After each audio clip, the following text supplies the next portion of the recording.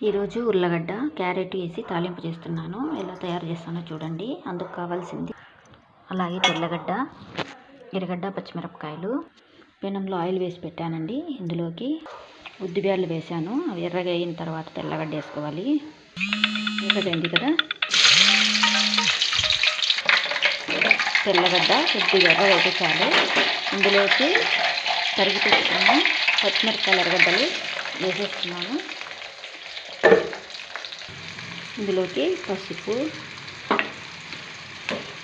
ఉప్పు వేస్తున్నాను.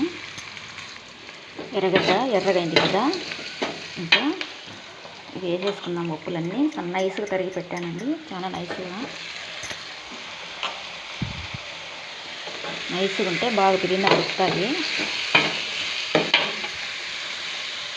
క్యారెట్, ఉల్లగడ్డ పైన పొట్టు తీసేసి సన్నగా తరిగి